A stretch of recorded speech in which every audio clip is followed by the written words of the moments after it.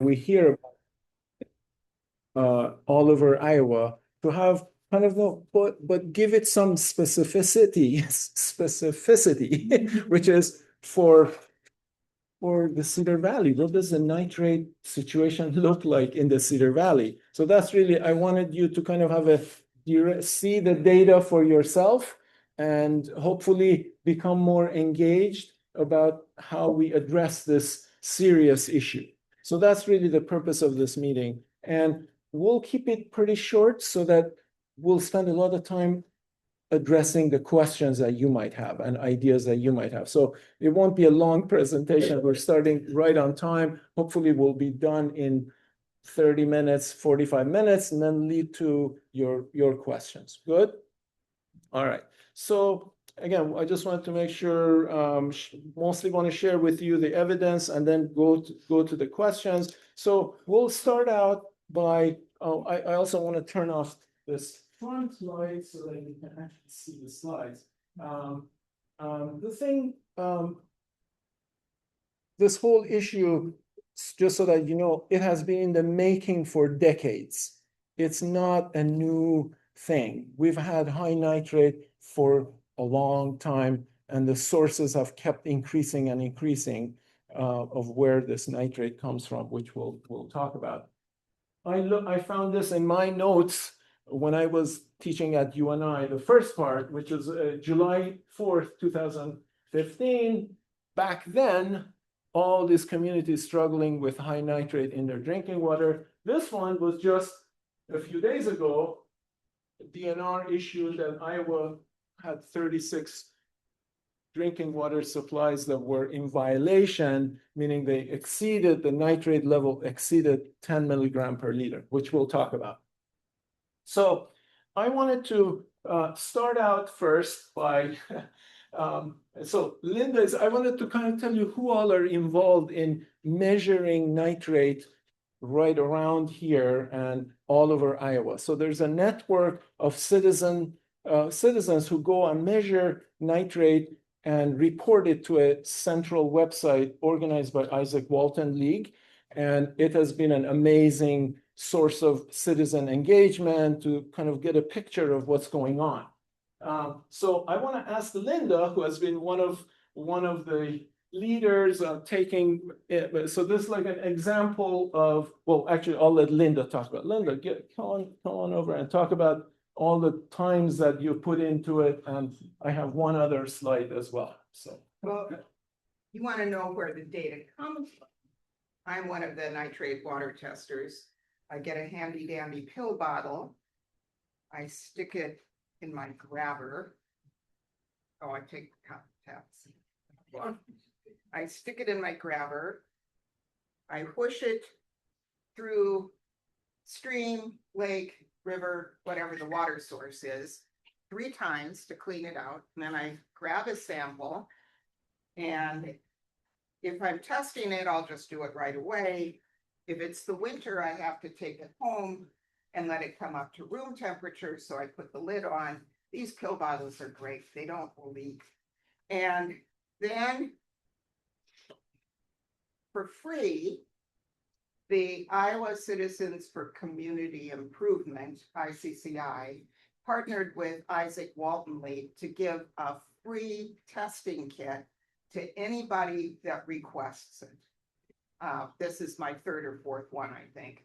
And so you take this little testing kit, you grab a little testing strip, you know, like your pregnancy test or whatever, and you stick it in for 1 second, 1 Mississippi, you pull it out, and then you match the color against this little legend there.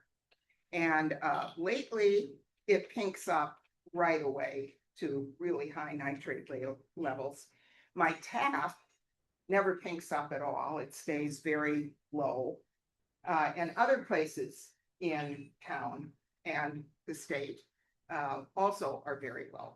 But right now, if you go out to some surface water that's running, lakes not so much, but streams and creeks, it's going to pink up right away. And then you see how many parts per million.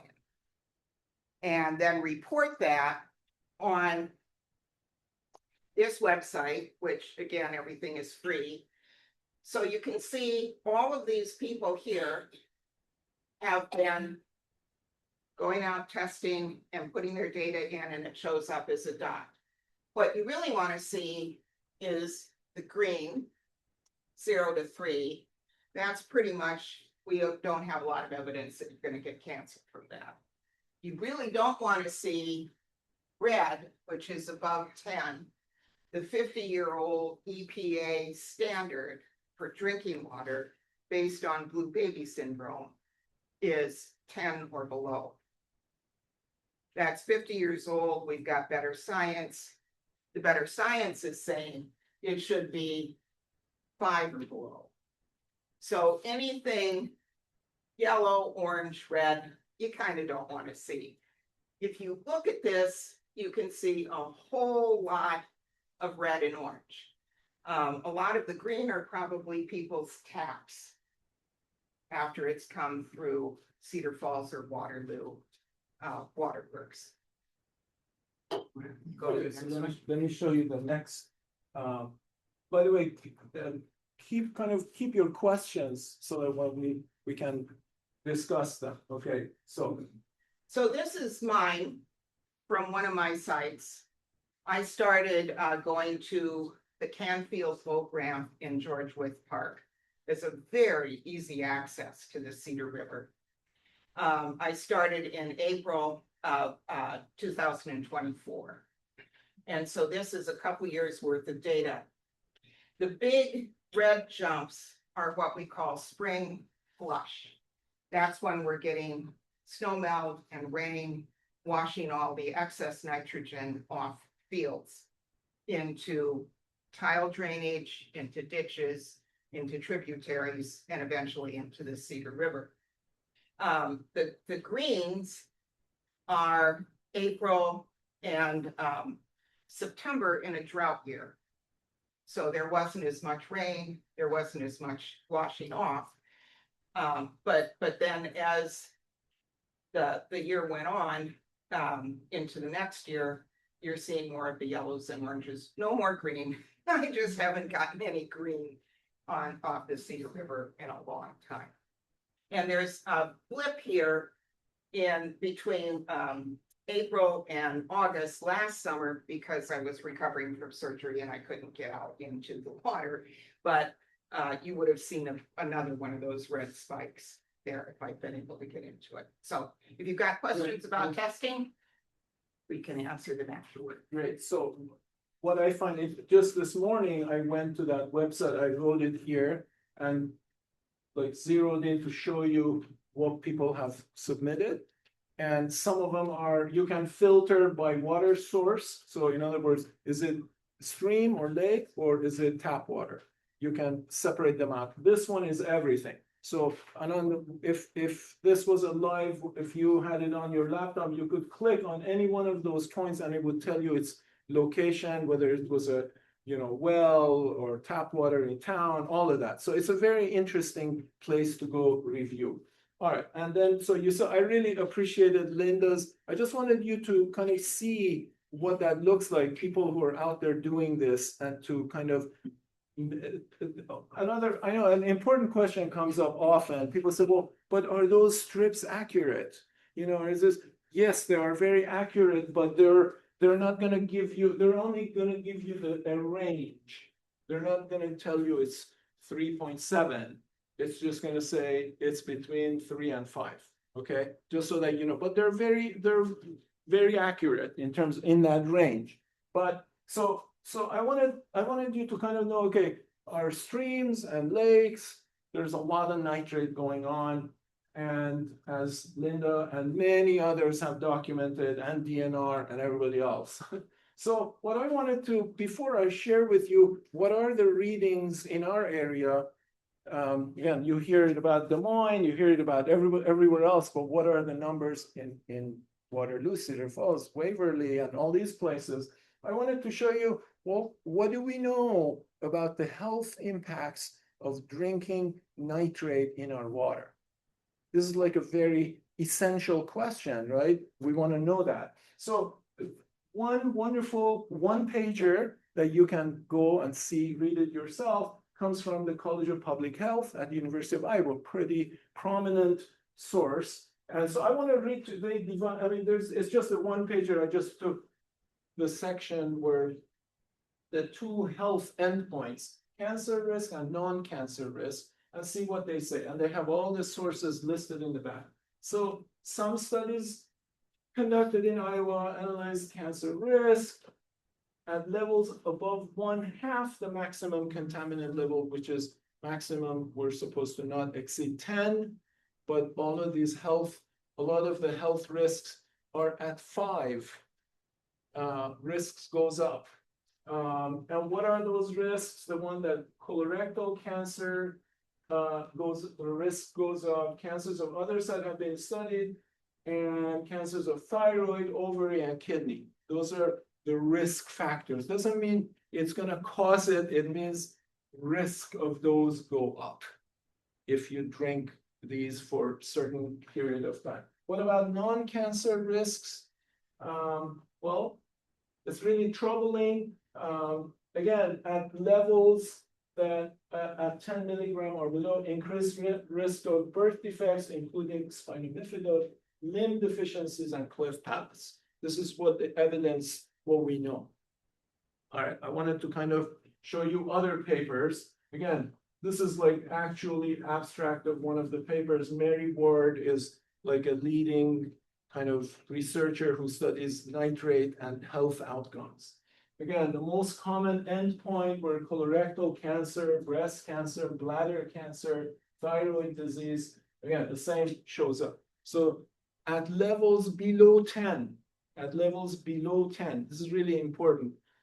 Levels set 50 years ago, now we know more. I think that's a significant piece of information because they say, well, all the waterworks, they say, we're compliant. We didn't violate anything.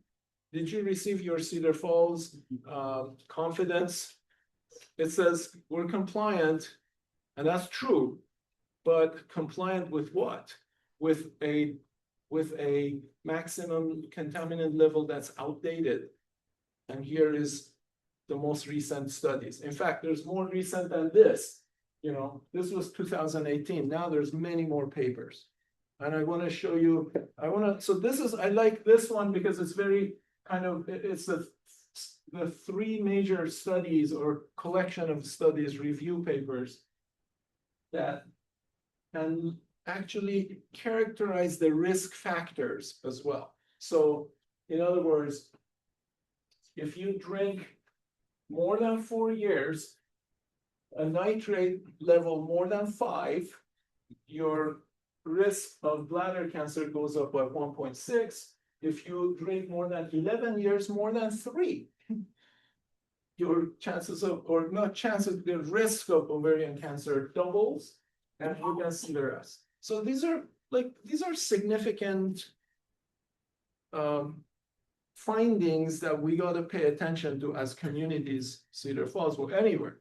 We can't just say right now the kind of the culture of waterworks is we're below the regulated level, we're safe. We don't have to do anything. In fact, I've had conversations with several waterworks staff. They said, look, we're done. Like, we're good. There's no urgency here. Everything is good. We're compliant.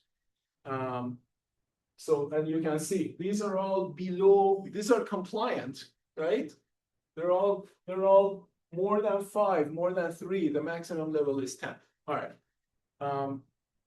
I asked one of my friends who is a public health professor at Des Moines University, who has been studying birth outcomes and nitrate. Here's what he says. So I asked him to write a basic statement for ordinary people who, you know, it's nothing, you know, like anybody could read and totally understand.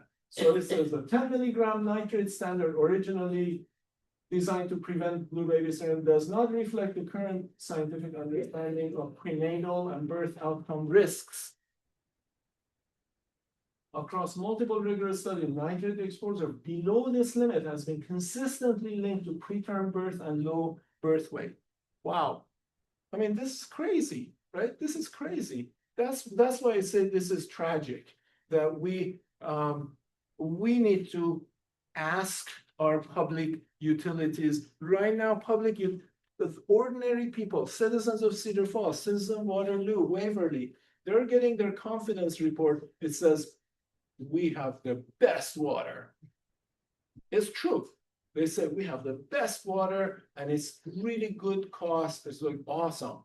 And everybody's like, oh, I trust my utility, you know, they wouldn't want to harm anything, but they're following a regulation that's 50 years old in spite of this evidence. So that's the situation we're in in Iowa. I found this that was really amazing. These are all private wells, so we're not talking about towns. So it's like farm wells, households, rural residents. And it's really astonishing. So less than 5, again, you see less than 5, again, based on less than 5 doesn't say much. It just says less than 5. Was it above 3, right? So, and then this one 5 to 10, which we know, the yellow ones, which we know are risky. And then purple is above 10. That's really incredible. That's incredible. It's over 24 years. Just so that you know, all the data, these are all DNR, and a lot of county health departments offer, they can test, if you're a rural resident, they test your well for free and give you the results. These are accumulated results of 24 years of that. So again, just to remind you, it's not a new problem. We've had this problem for a long time, but we got to start addressing it. And the good news is that there are very good ways of not having this problem. It's more complicated. That's why we got to be involved, right? The only way to change these is to become involved. All right, oops, I went backwards. Okay, now I don't know if you can see. I wanted to show you before I give you some more detailed information. These are the wells, the data points of nitrate readings over 20 years that Cedar Falls Utilities submitted to DNR. So because we have multiple wells, so each one of these is 1 year. So you can see it's 2008, goes all the way to 2003. So in that year, 3 wells were numbered, 3 numbers were submitted. In this year, 4 wells were submitted. And I'm not sure exactly on what basis these were, but just so that you see the range of the numbers, nitrate numbers, these are 2 milligram per liter, yeah, all the way to the maximum contaminant level. As you can see, a bunch of our wells are reading high. Do you follow, right? Does that make sense? So it's not one well. Cedar Falls has 8 wells, and depending on how they mix or not, you will drink either nothing, no nitrate, or so I met with Cedar Falls Utilities. I shared everything with them. And I said, well, do you measure? How do I know what's in my water? They said, well, we don't, because we're below 10. So if you're below 10, then nothing to worry about, because all of our wells are below 10, even though some of them are right at 10, at least in that year, right? We don't know, year by year, they change. As you saw, what's in the stream, some of our wells are more vulnerable to surface water pollution than others. We know that from geology, and a lot is known about groundwater resources in Iowa. So that's the situation. We have, again, the question is, and I don't know the answer to that, which wells are there? Some wells that are not used, so that they're saying, oh, these are high nitrate, we didn't use them. That we're just using these low reading wells, and it may be the case. I don't know, and that's what we got to find out. So here is what I there is a website that utilities submit their actual well numbers. And it's a very complicated website. It's not user-friendly. And a friend of mine who is very familiar with that website helped me navigate that website. And I found out, okay, the numbers that Cedar Falls Utilities submitted to DNR last year in 2025, okay? And by month, these 3 wells were reported, and then at the end of that list, it said wells 6, 7, and 8 all were reported below 1 milligram per liter, which is awesome. I mean, it's great to have in the state of Iowa, where there's an ocean of nitrate, to have wells that are reading below 1 milligram per liter. And there's a few other towns that are like that. Due to geology, due to wells, maybe they're deeper, there's all kinds of reasons. But look at the 3 wells that I would say are contaminated. If you go by new understanding of how nitrate affects our health, I would say, all right, the bigger land use out there in Iowa has contaminated our wells. But it just doesn't roll right in your mouth for a city to say, oh, wow, our wells are contaminated. We just don't say that. But that's the reality. So the question for me to ask our city council members and the Cedar Falls utilities is, who in 2025 was close to these wells? Were these wells used? How often were they used? Who drank this? That's a good question. I don't know the answer to that. I don't know. When I met with them, they said, oh yeah, we have 1 well that's reading high, but we only use it 3 hours a month. Okay, I don't know. I mean, there's a lot of other questions. I hope you have questions, and I'm hoping as soon as we're done, I want to generate a list of questions that we can think about, and some maybe we don't know. Again, we need to have more community conversations about this. So this is the situation in Cedar Falls. Again, these are not tap water. This is well, right, at the well. What are people drinking? I don't know. It would be good to know, right? Last year, after my meeting with them, after they said we don't measure at the tap, I went and kind of on one day in August, I had 5, 6 residences who I knew scattered all over Cedar Falls. I called the hygienic lab, got bottles sent to me. I went to their home, filled out the bottles, sent them to the hygienic lab. It's not a test strip. So to be absolutely accurate from a accredited lab, the labs came in. 3 of them were below 1. Nice. 2 of them were between 3 and 5, and 1 of them was 6.5. There is no rhyme or reason in terms of their location. So it made me wonder, again, back to this question, what do we know? What can Cedar Falls utilities tell us? Maybe they say, well, these wells, we don't use them anymore. So there's a lot of things. We'll talk about that later. I wanted to share with you what Waverly wells are reading. And it's really, really troublesome because they don't have any clean wells. Everything you read is above 4, above 6. This past summer, we did a few spot tests, again, sending them to the lab, 9.5, 9.8. Yes.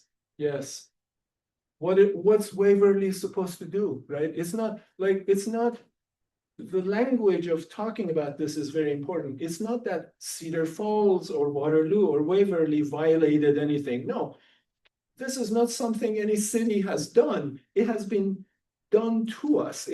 Our water has been contaminated by upstream land use that we know can be changed.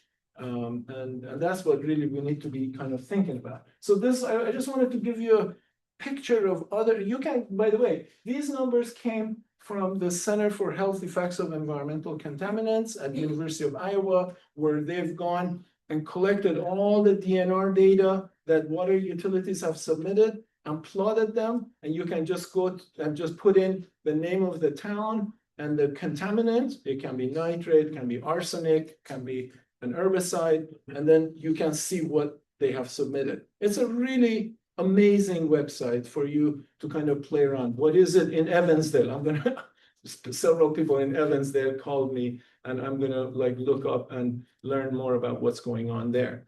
And this is Waterloo. So Waterloo has 15 wells, and again, some of them are really nice, and some of them are not nice. And again, they have been contaminated. Again, when I say contaminated, I don't mean past 10, I mean past 3 and 5 milligram per liter. In other words, if you're above here, your risk goes up, let's say, your risk go up. And I mean, we had a meeting in Waterloo, and the Waterloo Waterworks was there. He was awesome. He was very, he just said, here it is. Like, I mean, some of our wells are running high in nitrate. It's not something he did, right? It's something upstream, and we need to, there are things we got to talk about the upstream. That's why agriculture and alternatives to the pattern we see in agriculture is paramount to solving this problem. But it takes decades to get to this. It's going to take, if we work really hard, it's going to take a decade or two to bring these numbers down. When the state hydrogeologist gave a talk to elected officials in our county, I asked him, I said, what if we did everything right? We worked really hard and did all kinds of incentives and policies in place, and were successful in changing the farm bill, did everything we could, and got legislators to invest in upstream. How long would it take for our nitrate readings to subside? He said 10 to 20 years, so, which I think is like good news. It's really good news. We gotta really work on it.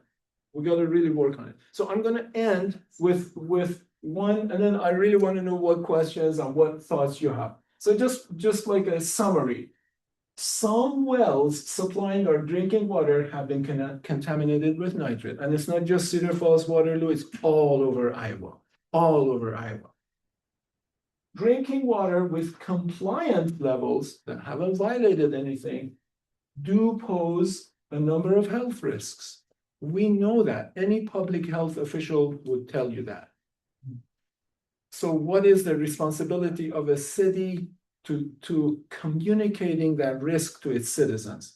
That's very important. We gotta say, look, this is, so for example, I want to, this an idea I want to share with you. Have you noticed, did you get an email from City Hall saying there's a flood hazards, there's certain roads that are going to be covered. Be careful around Big Woods Lake, Cottage Row, right? If you sign up for that, well, so this is like, I remember from flood of 2008, we were like, every day we had a news thing come out saying, hey, we're going to do this, be careful, the levels of this, like constant. So why is that? So let me go back to this picture. Why is that in 2006, we read about 2025 nitrate levels? Why isn't there, they're measuring nitrate every day at every well. Why isn't that on a website so we can say, oh, I see, nitrate levels are gone. It's just like weather. How hard is that to report certain basic numbers? So I just wanted to, this is really important, nitrate pollution. So this, we could have another presentation, which is very important. Nitrate pollution is entirely unnecessary and preventable. So think about all the health risks that people are enduring in order for us to have this high levels of nitrate. That a better Iowa, healthier Iowa is totally possible. Totally possible. That has been my line of work in ag engineering, and a lot of farmers I know who are doing all the right things. It's just that there are very few of them. And the policies to change that has not been in place. So it's very hard for farmers to do all the right things because it's just financially very complex. It's not an easy thing, but it's totally doable. And so the last one, which I think is like paramount again, is we got to engage our local elected officials about this issue. We need to have conversations about why have not we heard that there is this threat that has been imposed on us from upstream. Why can't we address that? Why can't we, so that people know that we should become involved? Because if all the signals is like, everything is good, we're compliant, if that's the message, which has been everywhere, then nothing is going to happen. People say, well, Cedar Falls Utilities would tell us, well, or Waterloo Waterworks would tell us, but there's issues there. So I'll stop here. I thought it would be wonderful, instead of just questions addressed to me, it would be great if